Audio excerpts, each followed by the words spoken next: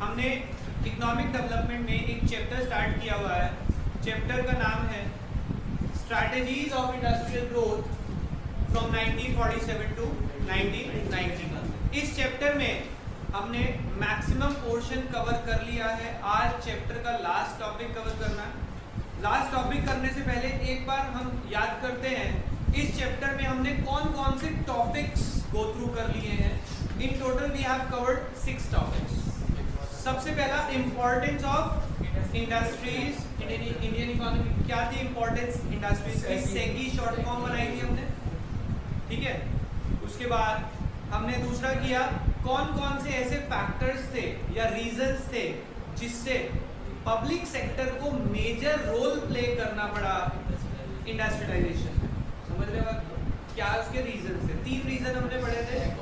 Lack of capital with private sector, lack of participation मतलब उसके अंदर वो नहीं था इंड्यूसमेंट टू इन्वेस्टमेंट, और लास्ट सोशल जस्टिस करना था हमने। फिर हमने नेक्स्ट टॉपिक पढ़ा था आईपीआर जिसके 3 फीचर थे, ठीक है। 3/4 classification, industrial licensing, industrial concession. ये हमारी इंडस्ट्रियल पॉलिसी रेजोल्यूशन 1956 के फीचर्स थे। फिर हमने पढ़ा था एसएसआई क्या होता है, उसके फीचर क्या होते हैं, और लास्ट में कल हमने पढ़ा कि इंडिया की जो स्ट्रैटेजी थी इंडस्ट्रियल ग्रोथ की फ्रॉम 1947 टू 90, उस स्ट्रैटेजी के फीचर्स हमने कल पढ़े जिसमें 6 पॉइंट थे। अगर मैं उसकी बात करूं शायद याद आ जाए आपको। सबसे पहला पॉइंट अपने आप सुनेंगे, मुझे पता है किसी को, अगर किसी को पूरे याद है तो सुना दे, अगर नहीं है तो एक बार सुन ले, अदरवाइज आप कंफ्यूज हो जाएंगे। देखो, public sector was given a major role, private sector was given a secondary role and that too under license Raj. फिर हमने पढ़ा LSI was promoted to develop infrastructure base, SSI was developed to generate employment and equity, ठीक है। Industry की development करी थी जिससे कि इंपोर्ट सब्स्टिट्यूशन हो सके and we can save the foreign currency. हमने डोमेस्टिक करेंसी को प्रोटेक्शन दी थी by imposing heavy duties and fixation of tax quotas. ये हमने किया था। अब बेटा देखो, सिंपल सी बात है, मुझे 6 के 6 पॉइंट एग्जैक्ट कैसे आता है। पहली बात तो मैं आपको कई बार बता चुका हूँ, back of the mind summary Hindi में बनानी बहुत जरूरी है आपको। दूसरा, जब मैं पढ़ा दूँ उसके बाद इवनिंग रात को सोने से पहले एक रिवीजन चाहिए आपको, और सुबह उठते ही एक रिवीजन चाहिए। कैसे हुआ? कल आपको पढ़ाया, शाम को जाके दूसरे बैच में पढ़ाया, सुबह आके रिवाइज हो गया, ऑटोमेटिकली याद हो जा रहा है, ठीक है। मुझे इससे पैसा मिल रहा है तो मुझे अच्छा लग रहा है काम करना। आपको क्या लगता है कि आपको कुछ नहीं मिलेगा? आपको बहुत अच्छे मार्क्स मिलेंगे, तो अपना लालच देखो, अच्छे मार्क्स मिलेंगे। अगर ये दिमाग में रह गया तो ऑब्वियसली आप पढ़ने वाले हैं। क्या करना है, यहाँ तो मैंने पढ़ा दिया, अगले दिन रिवाइज भी मैं ही कराने वाला हूँ। आपको बस एक शाम को एक रिवीजन ही तो देना है, वो जरूर करें, मार्क्स अच्छे आएंगे। चलो last topic of the chapter start करते हैं। What are the good effects और बैड इफेक्ट्स ऑफ इंडस्ट्रियलाइजेशन। दोनों के पॉइंट्स करने हमने, इंडस्ट्रियलाइजेशन के गुड इफेक्ट्स और इंडस्ट्रियलाइजेशन के बैड इफेक्ट्स। ध्यान से समझिएगा बेटा, गुड इफेक्ट्स और बैड इफेक्ट्स क्या है, किसके? इंडस्ट्रियलाइजेशन। हमने जो इंडस्ट्रियलाइजेशन किया इंडिया में कब से लेके कब तक? 1947 से 1990 तक, उसके गुड इफेक्ट्स और उसके बैड इफेक्ट्स। पहले पढ़ते हैं गुड और बैड में। पहले गुड पढ़ते हैं। क्या गुड इफेक्ट्स है? हमारी इकोनॉमी ग्रो करी थी at the rate 6% per annum से इंक्रीज हुआ था आउटपुट। देखो क्या लिखते हैं, economic growth got a big push as there was 6% annual increase in output during the period of 1950 to 1990। Clear? पहला पॉइंट समझ आ गया, आउटपुट में इंक्रीज हुआ था 6% से। डाइवर्सिफिकेशन ऑफ इंडस्ट्रियल सेक्टर, कह रहे इंडस्ट्रियल सेक्टर क्या हुआ था? डाइवर्सिफाई, यानी कि एक से ज्यादा फील्ड में आ गया था। Industrial sector diversified and marked it's emergence, और उसने अपनी इमर्जेंस शो करी थी in the domestic economy, particularly in electronic sector। और जो हमने डाइवर्सिफिकेशन किया था उसमें पर्टिकुलरली कौन से सेक्टर पे फोकस था हमारा? इलेक्ट्रॉनिक सेक्टर पे सबसे ज्यादा डेवलपमेंट हुई थी। आप देखते हैं आज के डेट में हमारे पास हर तरह के इलेक्ट्रॉनिक इक्विपमेंट है, that was due to industrialisation. Clear हो गई बात? दोनों पॉइंट समझ आ गए? पहला, एनुअल आउटपुट इंक्रीज हुआ था 6% पर एनम से, प्लस दूसरा क्या लिखा है, डाइवर्सिफाई हुई थी हमारी industry and particularly in electronic sector. Third point, LSI की ग्रोथ हुई। देखो क्या लिखते हैं, growth of LSI help in projection of infrastructural growth of Indian economy. कह रहे हैं एलएसआई से हमारे देश का इंफ्रास्ट्रक्चर ग्रो किया था, और एसएसआई से क्या हुआ होगा बताएंगे? लोगों को जॉब मिली होगी, और क्या हुआ होगा, सोशल जस्टिस हुआ होगा। देखो क्या लिखते हैं, growth of SSI contributes a lot in achieving objective of growth and social justice। यानी कि आखिरी दोनों पॉइंट तो वही है सर, एक एलएसआई का फायदा और एक एसएसआई का। एलएसआई से क्या हुआ था, इंफ्रास्ट्रक्चर बेस बना था। एसएसआई से क्या हुआ था, जॉब यानी employment and social justice generate हुआ था, या इक्विटी कह सकते हैं आप। क्लियर हो गई बात?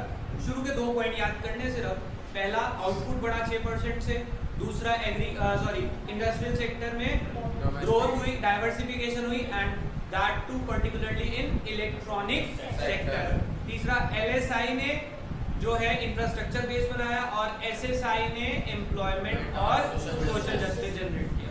Good effects over.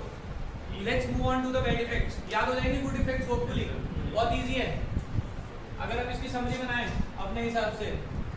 पहला पॉइंट क्या है, ग्रोथ इन आउटपुट कितने से 6%।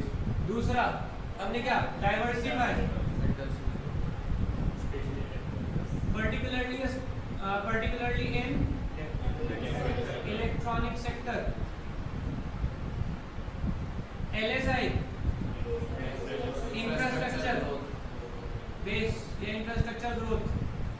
SSI equity and employment, social justice. एक ही बात है, कोई भी वर्ड यूज करे, बहुत सिंपल सी बात है गुड इफेक्ट्स। तो अब बात करते हैं सर बैड इफेक्ट्स की।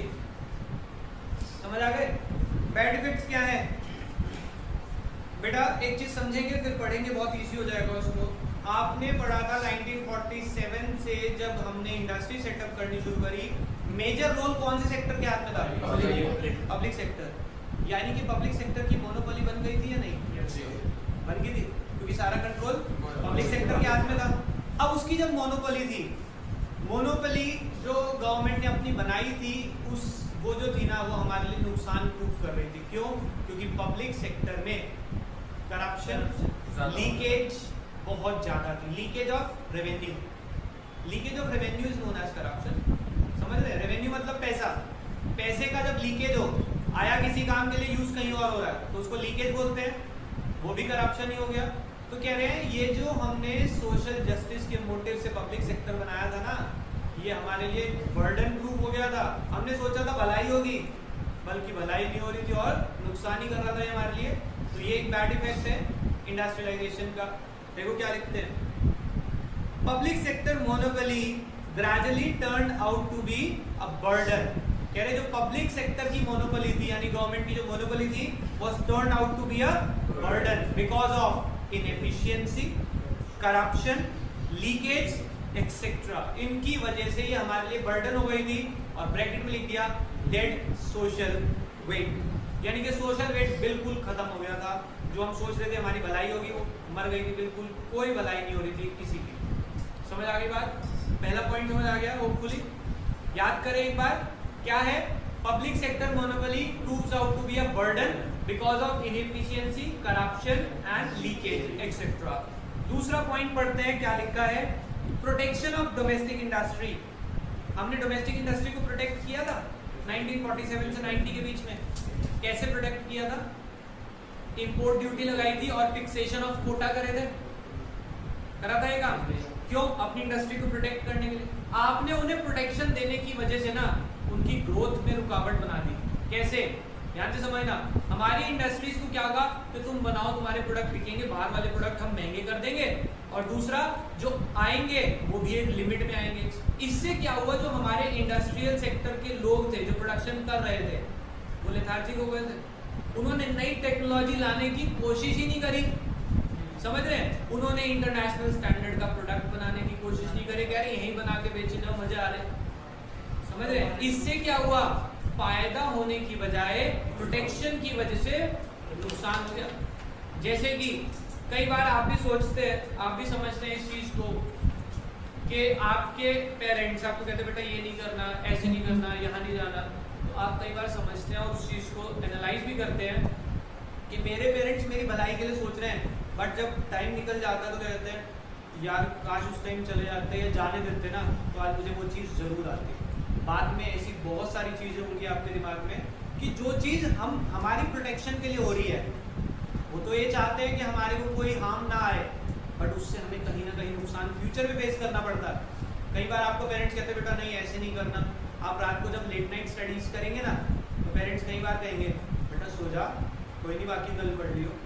वो they are becoming protective, but ultimately उसका लॉस आपको फेस करना पड़ता है। तो देखो क्या लिखते हैं, protection of domestic industry stimulate its growth, कह रहे हैं उससे उसकी ग्रोथ में रुकावट आती है, but it fail to achieve international standard of our product quality. इस वजह से क्या होता है कि वो इंटरनेशनल स्टैंडर्ड की एक क्वालिटी प्रोडक्ट नहीं बना पाए। क्लियर हो गई बात? दूसरा पॉइंट समझ आ गया?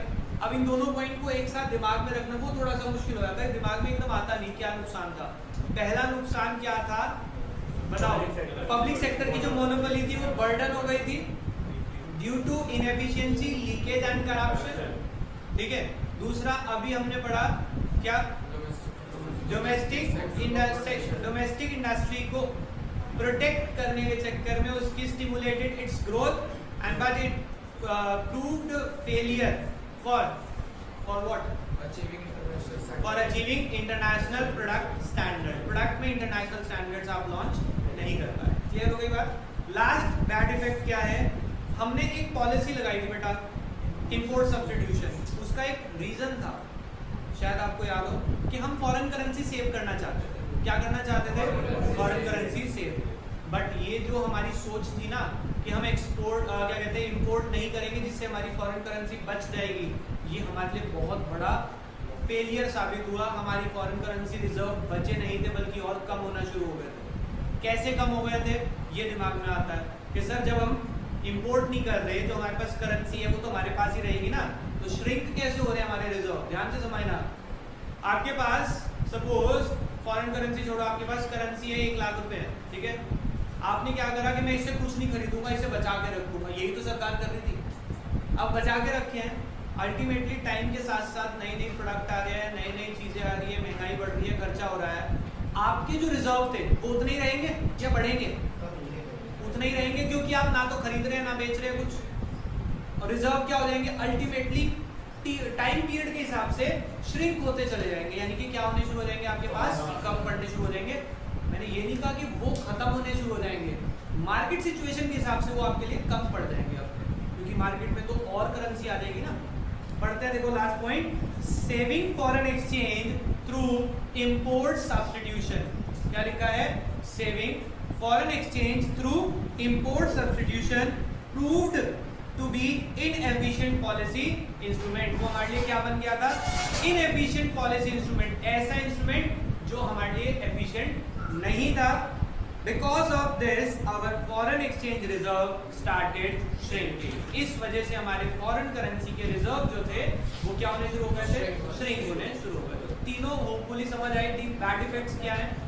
पहला बैड इफेक्ट क्या था हमारा? पब्लिक सेक्टर की मोनोपोली बर्डन हो गई थी due to inefficiency, corruption and leakage. ठीक है। दूसरा अभी हमने पढ़ा डोमेस्टिक इंडस्ट्री को प्रोटेक्शन की वजह से क्या हुआ था? प्रोटेक्शन की वजह से stimulated its growth and it failed to meet international quality standard. तीसरा, saving the foreign exchange through import substitution proved to be a failure as it leads to shrinking of foreign exchange reserves। समझ आ गई बात? तो इसी के साथ हमारा ये चैप्टर खत्म होता है। अभी हम स्टार्ट करेंगे एक नया चैप्टर और उसको इंट्रोड्यूस करेंगे आज नए चैप्टर को, दैट इज चैप्टर नंबर 5। अभी करते हैं start.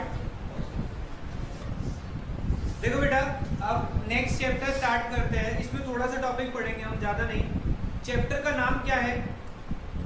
India's foreign trade. India का फॉरेन ट्रेड कैसा है? पहली बात तो फॉरेन ट्रेड का मतलब क्या होता है बेटा, आप बताएंगे? फॉरेन कंट्रीज से, यानी कि अगर हम अपने देश से रेस्ट ऑफ द वर्ल्ड के साथ एक्सपोर्ट और इंपोर्ट करें, उसको हम क्या बोलते हैं? Foreign trade. देखो क्या लिखते हैं, बहुत सिंपल सी डेफिनेशन लिखी है, every country in the world export certain goods and services and import certain other. This import and export of goods is known as across different country is known as foreign trade। तो बहुत simple सी definition है ये। क्या कह रहे हैं कि हर country दूसरे देश में कुछ एक्सपोर्ट करता है और कुछ चीजें इंपोर्ट करता है। इस एक्सपोर्ट एंड इंपोर्ट को हम क्या बोलते हैं? Foreign trade. समझ आ गई बात? बहुत सिंपल सी डेफिनेशन है। आप इसको दो पार्ट में याद कर सकते हैं। पहला पार्ट क्या है? Every country in the world export certain goods and services and import certain goods and services. हर देश क्या करता है? कुछ एक्सपोर्ट और कुछ import. Full stop. This export and import of goods and services with across different country is known as foreign trade। हो जाएगी डेफिनेशन यार। आगे बढ़ते हैं। फीचर्स ऑफ इंटरनेशनल ट्रेड याद करेंगे। इसे साथ साथ क्या फीचर होते हैं इंटरनेशनल ट्रेड के? पहला, international trade is based on international specialization which gives comparative cost advantage। कह रहे हमारे देश का या किसी भी देश का इंटरनेशनल ट्रेड पता किस पे डिपेंड करता है? उसके पास इंटरनेशनल स्पेशलाइजेशन है या नहीं। देखो हमारे देश से अगर कोई चीज दूसरे देश में जा रही है तो वो सिर्फ वही चीज होगी जिसमें हम स्पेशलाइज है, जिसमें हम एक्सपर्ट है, प्लस वो प्रोडक्ट हमारे को कंपैरेटिव कॉस्ट एडवांटेज देता हो। मतलब कंपैरेटिव कॉस्ट एडवांटेज, जैसे कि एग्जांपल, इंडिया में चाइना से एलईडी बल्ब्स और ट्यूब्स बहुत आ रही थी। अभी करंट की बात नहीं कर रहा हूँ, ये थोड़े टाइम पहले तक आ रही थी। देखो उसमें एक चीज तो ये थी कि वो हमारे से ज्यादा स्पेशलाइज है उस चीज को बनाने में। सिर्फ इंडिया में नहीं, ऑल ओवर वर्ल्ड बेच रहे थे, वो सिर्फ स्पेशलाइज है। प्लस हम वो चीज जितने की अपने यहाँ प्रोड्यूस करते हैं ना, उससे कम में वो सप्लाई कर देता है हमें। सपोज हम यहाँ पे बना रहे हैं 20 रुपीज का एलईडी बल्ब, ठीक है, हमारे यहाँ 30 से कम नहीं मिलता, वो इंडिया में 18 रुपए का सप्लाई करते हैं। समझ रहे हैं? तो उनके पास क्या है? Comparative cost advantage. एक तो इंटरनेशनल स्पेशलाइजेशन भी है और साथ में कंपैरेटिव कॉस्ट एडवांटेज भी है, इसीलिए उसका इंटरनेशनल ट्रेड अच्छा है। समझ रहे हैं? तो international trade is based on, किस चीज पे बेस्ड होता है? दो चीजों पे, international specialisation which gives comparative cost advantage. Clear हो गया पहला point? Let's move to the next point, features का दूसरा point. International trade facilitate export of goods to the rest of the world at a price higher than the price in the domestic market। कह रहे हैं international trade से आप अपने देश का एक्सपोर्ट बढ़ाते हैं और एक्सपोर्ट उस रेट पे करते हैं जो रेट आपके देश से बिकने वाले रेट से ज्यादा है। वो चाइना जो हमें सप्लाई कर रहा है ना 18 रुपीज में बल्ब, वो चाइना में 14 रुपीज का नॉर्मल मार्केट में बिकता है। मतलब वो एक्सपोर्ट तो कर रहा है, कॉस्ट एडवांटेज भी ले रहा है, फिर भी नॉर्मल मार्केट से ज्यादा कमा रहा है। समझ रहे हैं? हम एक्सपोर्ट तभी तो करते हैं क्योंकि हमें मार्जिन वहां पे ज्यादा मिलता है। देखो यही लिखा है, international trade facilitate export of goods to rest of the world at a price higher than the price in the domestic market.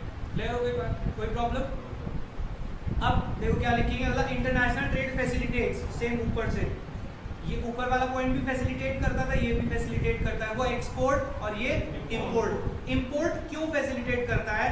Import of goods and services which can not B competitively produced in the domestic market. हम वो चीजें import करते हैं जो हम अपने यहाँ competitive price में प्रोड्यूस नहीं कर सकते। कॉम्पिटिटिव प्राइस मतलब जिस रेट में वो दे रहा है ना, उस रेट पे तो हम प्रोड्यूस भी नहीं कर पा रहे।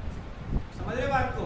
हम इंपोर्ट सिर्फ तभी करेंगे, आपको ही पता है, अगर एलईडी बल्ब हम यहाँ 15 रुपए में बना लेना अगर, या 17 में भी बना ले, हम तब भी वहां से नहीं मंगाएंगे। कहेंगे 17 में बना के 18 में बेच के डोमेस्टिक प्रोडक्ट यूज कर लेंगे, बाहर से नहीं मंगाएंगे। पर हम मंगाते कब हैं? जब हम उसे कंपैरेटिव प्राइस पे प्रोड्यूस नहीं कर पाते। कंपैरेटिव मतलब जितने पे वो हमें सप्लाई कर रहा है। क्लियर हो गई बात? ठीक है, तो थर्ड पॉइंट को दोबारा से एक बार रीड करके याद करते हैं। International trade facilitate import of goods and services which can not be produced at a comparative price in the domestic economy. समझ आ गई बात? which cannot be produced competitively produced in the domestic economy. Clear? तो हमने 3 point पढ़े foreign trade के features में। सबसे पहला फॉरेन ट्रेड का फीचर हमने क्या करा? International specialisation and comparative cost advantage, पहला। दूसरा ध्यान से सुनेंगे, इंटरनेशनल ट्रेड फैसिलिटेट, दो एक साथ बोल रहा हूं, international trade facilitate export of goods and services at a price higher than the domestic price, import of goods and services which can not be competitively produced in the domestic economy. याद हो गए? Fourth point पे move करते हैं। International trade enhances, क्या enhance करता है? Opportunity of investment which leads to higher GDP growth. ध्यान से समझना क्या कहना चाह रहे हैं। कह रहे जब आप इंटरनेशनल ट्रेड करते हैं यानी कि अपने देश से एक्सपोर्ट करते हैं, हम एक्सपोर्ट कर रहे हैं तो क्या होगा? हमारे देश में एक्सपोर्ट करने के लिए हमें प्रोडक्शन बढ़ानी पड़ेगी, और प्रोडक्शन बढ़ाने के लिए क्या करना पड़ेगा? इन्वेस्टमेंट बढ़ानी पड़ेगी। समझ रहे हैं क्यों? मैं जितने गुड्स प्रोड्यूस कर रहा हूँ वो तो इंडिया में कंज्यूम हो रहे हैं, अब मुझे एक्सपोर्ट करना है। एक्सपोर्ट करने के लिए पहले उनकी प्रोडक्शन करूंगा, प्रोडक्शन करने के लिए मुझे क्या लानी पड़ेगी? इन्वेस्टमेंट यानी मशीन्स वगैरह, जिससे मेरे देश की जीडीपी बढ़ जाएगी। क्लियर हो गया? तो लास्ट पॉइंट यही है, इंटरनेशनल ट्रेड एनहांसेस यानी increases opportunity of investment which leads to higher GDP growth. Clear हो गई बात? तो आज हम इस टॉपिक को सिर्फ इतना ही करेंगे, बाकी करते हैं नेक्स्ट क्लास में। अभी के लिए बाय बाय।